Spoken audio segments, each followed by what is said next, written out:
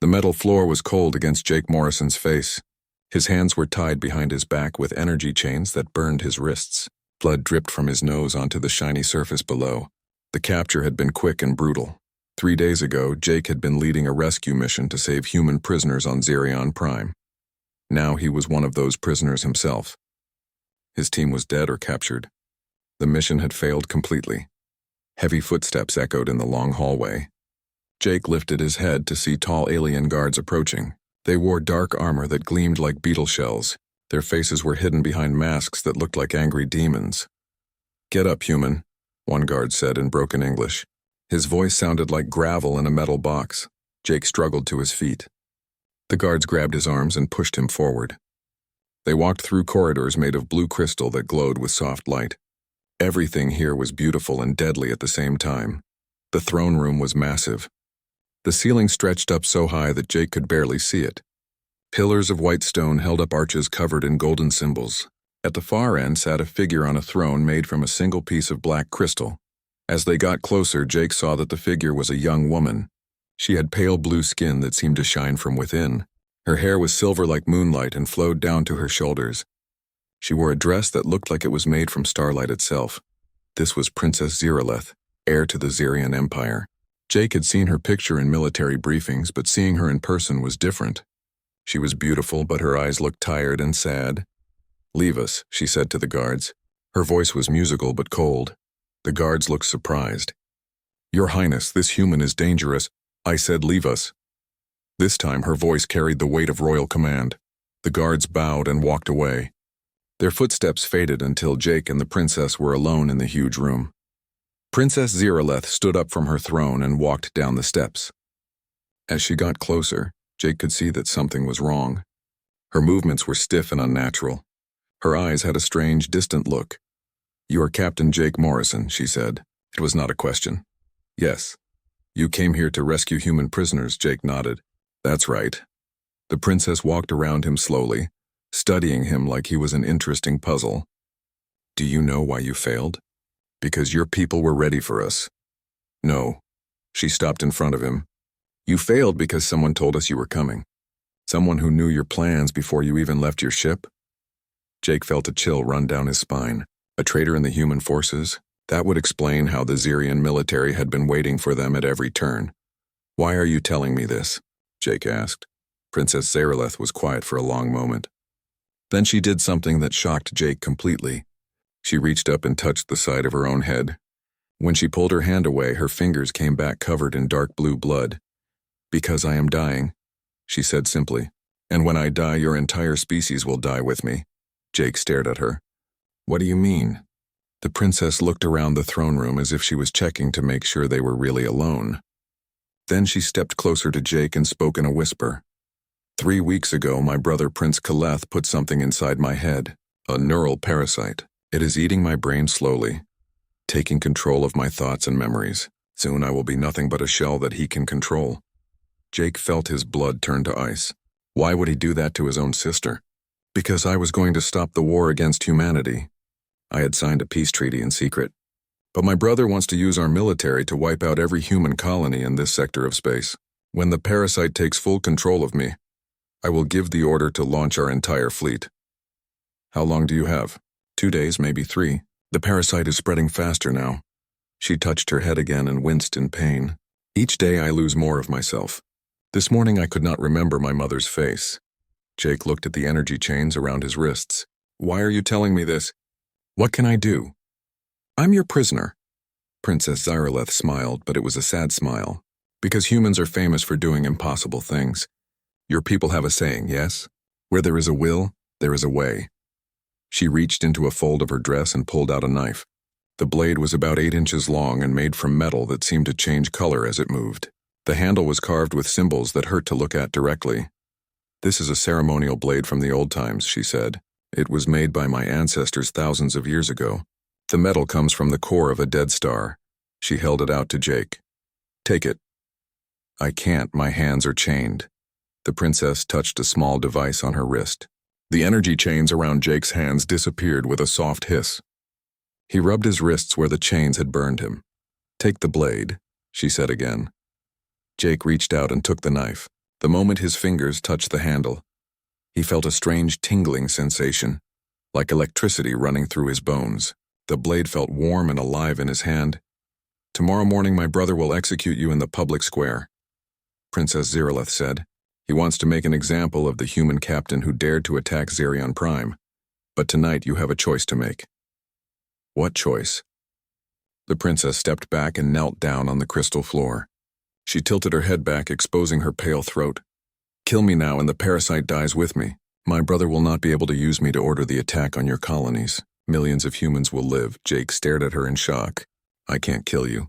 You're trying to help us. Then find another way to save me. But know this. If I'm still alive in 3 days when the parasite takes full control, I will order the death of every human in known space, and there will be nothing left of the real me to stop it." She stood up and looked directly into Jake's eyes. "The choice is yours, Captain Morrison. But choose quickly. Time is running out for both of us." Guards' footsteps echoed in the hallway outside. The princess quickly activated Jake's chains again, but this time she left them loose enough that he could slip out of them if needed. "Remember," she whispered as the guards entered the throne room. 2 days. Find a way to save me or finish what the parasite started." The guards grabbed Jake and dragged him away. As they left the throne room, he looked back to see Princess Zeraleth sitting on her throne again. But now he could see the truth. She was not a conqueror or an enemy. She was a prisoner in her own body, fighting a war she was slowly losing, and somehow Jake Morrison was her only hope. The prison cell was a cube of smooth metal with no windows. A thin beam of light came from a crack in the ceiling, showing Jake just enough to see the walls around him. He had been sitting in the same corner for hours, turning the ceremonial blade over in his hands. The metal felt strange under his fingers. Sometimes it was cold like ice, other times warm like skin.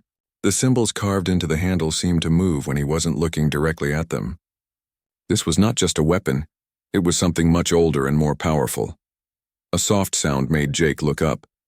A section of the wall was sliding open silently. Princess Zeraleth stepped through the hidden door. She moved more stiffly than before, and Jake could see dark veins spreading under the pale skin of her neck. "The parasite is growing stronger," she said, touching the side of her head. "I had to fight it just to come here. Soon I will not be able to resist its control at all." Jake stood up. "How did you get past the guards?" "Secret passages. This palace is very old. My ancestors built many hidden ways through the walls." She looked around the small cell. "We do not have much time. I need to tell you things that might help you save both our peoples." The princess sat down on the floor and Jake sat across from her. In the dim light, he could see that her eyes were different colors now. One still the natural purple of her people, the other turning black as the parasite spread. "My brother Prince Kaleth is not acting alone," she began. "There is something else controlling him, just as the parasite controls me. But his master is much older and more dangerous." "What kind of something?" "We call it the Void Whisper. It lives in the deep levels of this palace, in chambers that were sealed long before I was born. My father told me stories about it when I was young, but I thought they were just legends." Princess Zeraleth pulled a small device from her robes. It looked like a crystal sphere with lights moving inside it like trapped lightning. "This is a memory core," she said. "Inside are the real plans for the attack on your colonies. But also something else, the location of the Void Whisper's chamber and the way to reach it." Jake took the device. It was heavier than it looked. "Why would I need to find this thing?" "Because the Void Whisper is the source of all neural parasites. It has been using them to control my family for generations. My grandfather, my father, and now me. We have all been its puppets. But we never knew the truth." The princess doubled over suddenly, pressing both hands to her head. Jake could see the black veins spreading faster now, creeping across her face like dark lightning. "The parasite knows I am here," she gasped. "It is trying to stop me from helping you. Listen carefully. There is only one way to destroy the Void Whisper. The ceremonial blade you carry is made from star metal. It can cut through the creature's psychic defenses. But how do I get to it? This place must have thousands of guards." Princess Zeraleth straightened up with obvious effort. The black was spreading to her other eye now. "Tomorrow is the day of binding, our most sacred holiday. Most of the guards will be in the great temple for the ceremony, but you will be scheduled for execution in the public square." She pulled out another device, this one looking like a thin metal bracelet. "This is a security bypass. It will open most doors in the palace. but it only works for 24 hours before the system resets. Jake put the bracelet on his wrist. It felt warm against his skin and then seemed to disappear, becoming invisible. There are other humans in the lower prison levels, the princess continued. Some are from your rescue mission. Others have been here longer. If you can free them, they might help you reach the Void Whisper's chamber. And if I destroy this thing, will that save you? The princess was quiet for a long moment. When she spoke, her voice sounded different, older and more tired. I do not know. The parasite has been inside my head for weeks now. Even if its source is destroyed, the damage might be too great to heal. But it is the only chance either of us has. She stood up, moving like an old woman instead of a young princess. I must go before the guards notice I am missing. Remember, the execution is set for dawn. That gives you perhaps 6 hours to reach the deep levels and find the Void Whisper. Wait, Jake said. If this thing has been controlling your family for so long, why hasn't it already conquered the galaxy? Princess Zeralith smiled, but it was not her smile. For just a moment, something else looked out through her eyes. Something hungry and ancient. Who says it has not already started? She said in a voice that was not quite her own. Then she shook her head hard, and when she looked at Jake again, her own personality was back in control. Go to the execution platform tomorrow morning, she whispered urgently. When the ceremony begins, there will be a moment of confusion. Use it to escape. The memory core will show you the way to the lower levels. She moved toward the hidden door, then paused. Captain Morrison, if you cannot save me, if the parasite takes full control before you can reach the Void Whisper, you must use that blade on me. Promise me that. Do not let that thing use my body to destroy your people. Jake looked at the ceremonial knife in his hands. The star metal seemed to pulse with its own heartbeat. I promise, he said. Princess Zeralith nodded and stepped through the hidden door. It closed behind her with a soft whisper, leaving Jake alone in the dark cell once again. But now he was not just a prisoner waiting to die. He was a soldier with a mission, and somewhere in the depths of this crystal palace, an ancient evil was waiting for him. Jake pressed the memory core to his forehead. Information flowed into his mind. Maps of the palace, guard schedules, and most importantly, the location of the sealed chambers far below. The path would be dangerous and he would probably not survive. But that had never stopped a human before. In 6 hours, the real battle would begin. Dawn came too soon. Jake stood on the execution platform in the center of the palace courtyard, surrounded by thousands of alien spectators. The ceremonial blade was hidden in his boot, and the security bracelet was invisible on his wrist. The memory core had shown him exactly what he needed to do. Prince Keleth stood on a raised platform nearby. He looked like his sister, but taller and broader with golden skin instead of blue. His eyes were completely black, no iris, no pupil, just endless darkness. Whatever the Void Whisper was, it had taken him completely. Citizens of the Zerion Empire, Prince Keleth announced, his voice carrying across the silent crowd. Today we execute this human terrorist who dared to attack our sacred world. Jake looked around the courtyard. He could see Princess Zeralith standing near her brother. She was trying to look normal, but Jake could tell she was fighting the parasite with every breath. Half her face was now covered in black veins. The executioner was a massive alien in dark armor. He carried a weapon that looked like a sword made of pure energy. One strike would cut Jake in half. Any last words, human? Prince Keleth asked with a cruel smile. Jake looked directly at Princess Zeralith. Yeah, I keep my promises. The princess understood. She gave him the smallest nod. Prince Keleth raised his hand to signal the executioner. But at that exact moment, the bells of the great temple began to ring, announcing the start of the day of binding ceremony. As the first bell rang, Jake activated the security bracelet.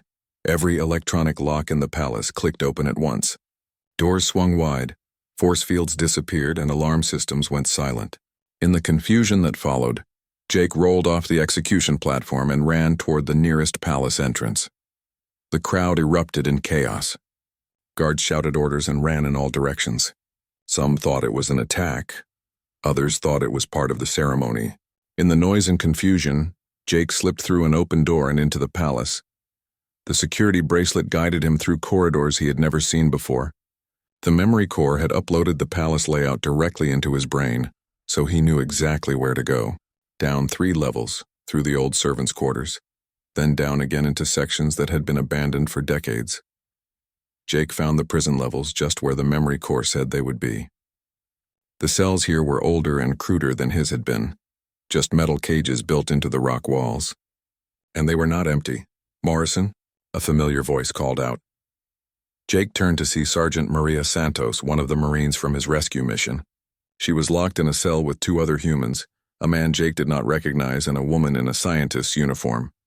"Santos, how many of our people are down here?" 6 total, scattered through different cells. The others are human prisoners from previous raids. "Captain, how did you get free?" Jake used the security bracelet to open Santos's cell. "Long story. We need to move fast. There's something in the deep levels of this palace that's been controlling the royal family. We have to destroy it." The other prisoners looked at Jake like he had lost his mind, but Santos had served with him for 3 years. She knew that when Captain Morrison had a plan, it was usually crazy, but it usually worked. "What do you need us to do?" she asked. "Help me free the others, then follow me down. And Santos, this is probably a one-way trip." "Wouldn't be the first time, sir. It took precious minutes to free all the human prisoners." There were 12 of them total, including a scientist named Dr. Elena Cross who had been captured 6 months ago while studying Xerian technology. "I know about the neural parasites," Dr. Cross told Jake as they moved deeper into the palace. "I've been studying them since I got here. They're not really parasites at all. They're extensions of something much larger." "The Void Whisper," Jake said. Dr. Cross stopped walking. "How do you know that name?" "Princess Zeraleth told me. She's been infected with one of the parasites, but she's still fighting it. She gave me this." Jake showed her the ceremonial blade. "Star metal," Dr. Cross whispered. "I've read about it in the old texts. It's the only substance that can disrupt psychic energy fields. If the Void Whisper is what I think it is, that blade might actually be able to hurt it." They reached the entrance to the deep levels. The doorway was massive, carved from black stone and covered in symbols that seemed to move when nobody was looking directly at them. The security bracelet opened the locks, but Jake could feel something pushing back, a presence that did not want them to enter. "It knows we're here," Dr. Cross said. "I can feel it in my head trying to get in." Jake gripped the ceremonial blade tighter. The star metal was warm now, almost hot. It seemed to be responding to the presence of the Void Whisper. "Stay close together," Jake ordered. "If anyone starts acting strange, tell the others immediately. This thing can control minds." They descended into darkness that was more than just the absence of light. It was a living darkness that pressed against them from all sides. The walls were no longer crystal or metal, but something that looked like black glass. Strange lights moved deep inside the walls like trapped lightning or caged stars. The air grew colder with each step. Their breath came out in clouds of vapor. Some of the prisoners started shivering, but it was not just from the cold, it was from fear that came from somewhere deeper than the mind. "How much further?" Santos asked. Jake checked the memory core. "We're close. Just one more level down." But as they reached the final stairway, they heard footsteps behind them, heavy armored footsteps moving fast. The palace guards had found their trail. "They're coming," Santos said, raising the alien weapon she had taken from a fallen guard. "How long do you need?" Jake looked at his people, 12 humans who had volunteered to follow him into the heart of an alien palace to fight something they did not understand. They were scared, but they were ready to fight. "Give me 10 minutes, he said. "Whatever happens, don't let them stop me from reaching the bottom." Santos nodded. "You heard the captain. We hold this position. Morrison, you go kill whatever's down there." Jake ran down the final stairway as the sound of weapons fire erupted behind him. The stairs seemed to go on forever, spiraling down into the dark heart of the palace. The ceremonial blade in his hand was burning hot now, and he could see symbols appearing on the star metal, the same symbols that covered the walls. Finally, he reached the bottom. The chamber ahead was vast and circular, with a domed ceiling that disappeared into shadows.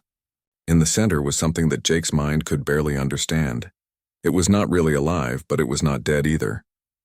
It looked like a huge brain made of black crystal, with tentacles of living shadow reaching out in all directions. Some of the tentacles disappeared into holes in the walls, extending throughout the entire palace. Others reached up toward the ceiling, connecting to a network of cables and pipes. This was the Void Whisper, and it had been waiting for him. Jake raised the ceremonial blade and stepped forward into the chamber. Behind him, the sound of battle grew louder as his people fought to buy him time.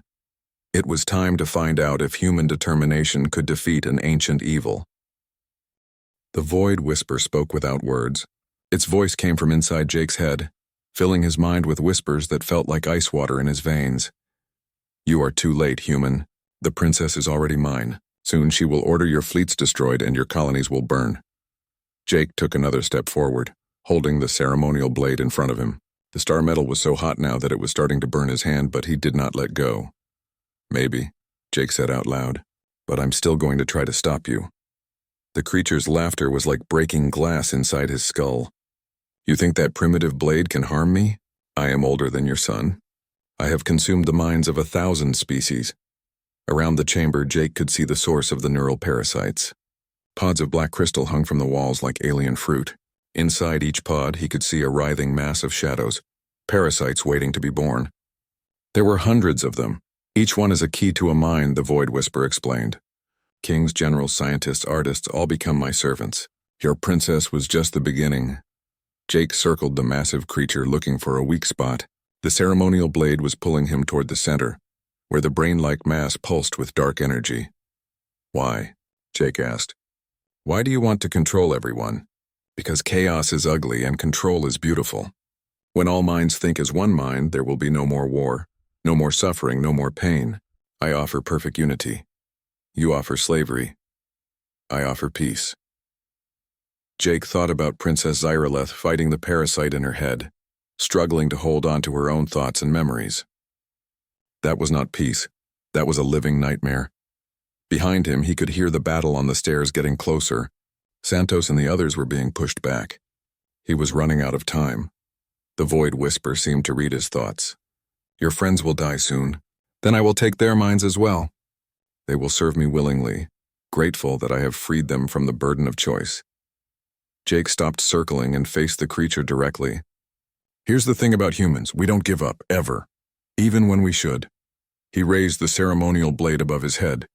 The star metal was blazing with white light now, so bright that it hurt to look at. The symbols carved into the handle were glowing like tiny suns. "Foolish child. That blade cannot reach me here. I am protected by layers of psychic shields that have taken millennia to build." Jake smiled grimly. "Good thing I'm not planning to throw it." Instead of attacking the Void Whisper directly, Jake turned and drove the blade into the nearest wall. The star metal cut through the black crystal like it was made of butter. Immediately, the chamber filled with a horrible shrieking sound as the creature's psychic network was disrupted. "What are you doing?" Jake pulled the blade free and struck again, cutting through the cables and pipes that connected the creature to the rest of the palace. Each cut sent waves of psychic feedback through the chamber, making the Void Whisper writhe in pain. "Stop. You do not understand what you are destroying." "I understand perfectly," Jake said, moving to another wall. "You're like a spider in a web. Cut enough of the web and the spider can't catch anything." He struck again and again, severing the connections that allowed the Void Whisper to control minds throughout the palace. With each cut, the creature's voice in his head grew weaker. But Jake was not trying to kill it, not yet. He had a different plan. "Santos," he yelled up the stairway. "Can you hear me?" "Barely." Her voice came back, mixed with the sound of gunfire. "We're almost out of ammo. Fall back to the upper level. I'm going to try something crazy." "Crazier than usual?" "Much crazier." Jake turned back to the Void Whisper. The creature was wounded now, its psychic shields weakened by the damage to its network. But it was still dangerous, and it was getting angry. "You have made a terrible mistake, human. Without my guidance, this galaxy will tear itself apart with war and hatred." "Maybe," Jake said, "but at least it'll be our choice to make those mistakes." He walked to the center of the chamber where the creature's brain-like core pulsed with dark energy. The ceremonial blade was so hot now that smoke was rising from his hand, but he held on tight. "You cannot destroy me. I am eternal." "I'm not going to destroy you," Jake said. "I'm going to give you something you've never had before." "What?" "A fair fight." Jake drove the ceremonial blade deep into his own chest just below his heart. The star metal pierced his lung and came out his back, but it did not kill him. Instead, it connected him directly to the creature's psychic network. The Void Whisper screamed as Jake's mind crashed into its consciousness like a meteor. For the first time in millennia, The ancient creature was facing a mind it could not simply overwhelm and control. Impossible. Human minds are weak, primitive. Wrong, Jake thought back. Human minds are stubborn. The battle that followed was not fought with weapons or words, but with pure will. Jake felt the void whisper trying to crush his consciousness, to break his spirit and make him another servant. But every time the creature pushed, Jake pushed back harder. The alien entity had been alive for millions of years, but it had never faced true resistance. Every mind it had ever encountered had eventually surrendered to its power. But humans were different. Humans were born to fight against impossible odds. Jake thought about Earth, about the colonies, about Princess Ziraleth fighting the parasite in her head. He thought about Santos and the others who had followed him into this dark place, knowing they might not come back. And he pushed harder. The void whisper began to weaken. Its ancient consciousness, used to easy victories, could not understand how one human mind could resist its power. Jake felt the creature's confusion and fear, emotions it had not experienced in eons. "This is not possible," it whispered. "That's what makes us human," Jake replied. "We do impossible things." With one final surge of will, Jake shattered the creature's central consciousness. The void. Whisper's scream echoed through every level of the palace as its psychic network collapsed completely. In her throne room far above, Princess Ziraleth gasped and opened her eyes. The black veins were fading from her face and both her eyes were purple again. Jake pulled the ceremonial blade from his chest and collapsed to his knees. Blood was spreading across his shirt, but he was still alive. The star metal had somehow sealed the wound even as it pierced him. The chamber was silent now. The void.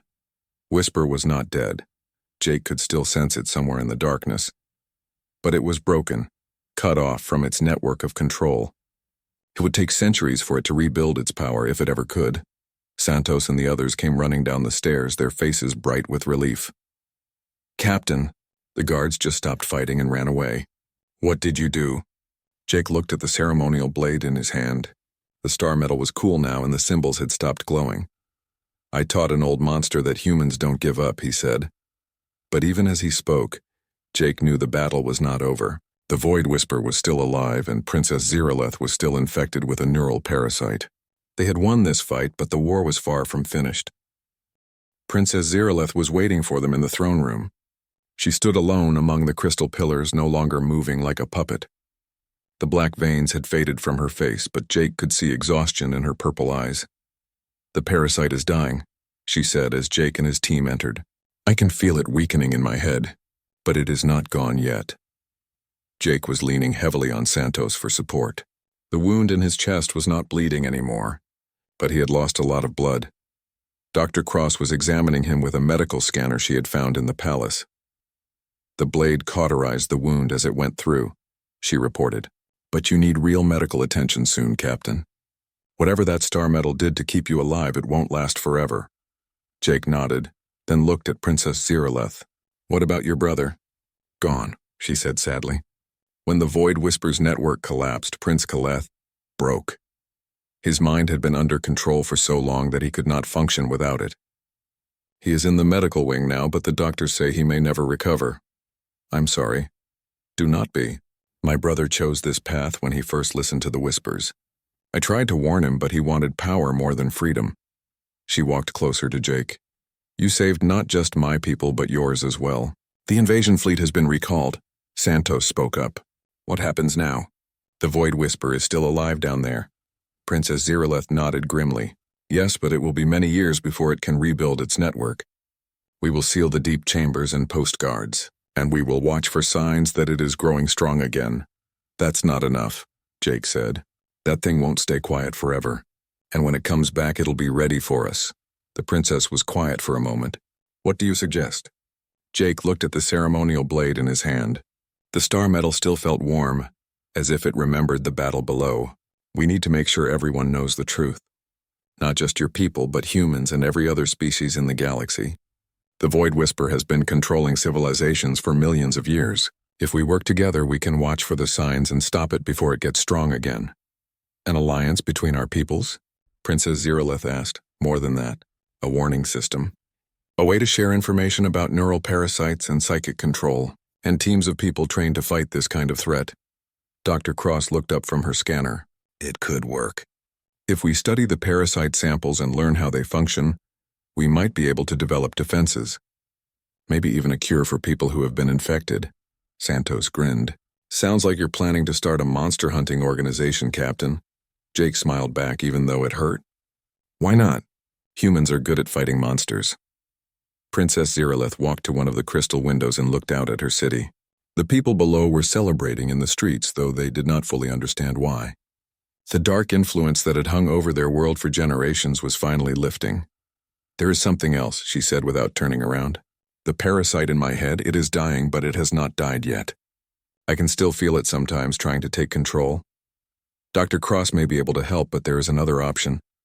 She turned back to face Jake, and he saw determination in her eyes. The ceremonial blade, it could destroy the parasite completely and instantly, but the process might kill me as well. No, Jake said immediately. We'll find another way. What if there is no other way? What if the parasite grows strong again? Jake struggled to his feet, waving away Santos's attempt to help him. Then we'll deal with it when it happens. But I'm not giving up on you now. Princess Zeralith smiled, the first real smile Jake had seen from her. This is why humans are so dangerous. You never know when to quit. It's gotten us this far, Dr. Cross spoke up again. Actually, I might have an idea. The star metal seems to disrupt psychic energy. If we could create a smaller piece, maybe something that could be surgically implanted, it might be able to suppress the parasite without killing the host. That could work, Princess Zeralith said. My people have advanced medical technology. If you could provide the knowledge and we provide the equipment. Another partnership, Jake said. I like it. Over the next few hours, they made plans. The human prisoners would be freed and returned to their ships. Princess Zeralith would begin negotiations for a formal peace treaty, and Dr. Cross would work with Xerion scientists to study both the neural parasites and the properties of star metal. But most importantly, they would create a new organization dedicated to watching for signs of the Void Whisper's return, teams of humans and aliens working together, armed with star metal weapons and the knowledge of what they were fighting. As Jake was being prepared for medical transport, Princess Zeralith came to see him one last time. There is something I must tell you, she said. When the parasite was strongest, I could see through its eyes into the Void Whisper's memory. There are others? Other Void Whispers? Other ancient entities like it scattered across the galaxy. Some sleep, some hide, some work in secret. The one we defeated was not the only threat. Jake felt a chill, but also something else, a sense of purpose. Then we'll find them. One by one, we'll hunt them down and stop them. It could take centuries. It could take forever. Then it's a good thing humans are stubborn. Princess Zeralith laughed, and for a moment she looked like any young woman instead of the ruler of an empire. I think this partnership will be very interesting. Captain Morrison, I think you're right, Your Highness.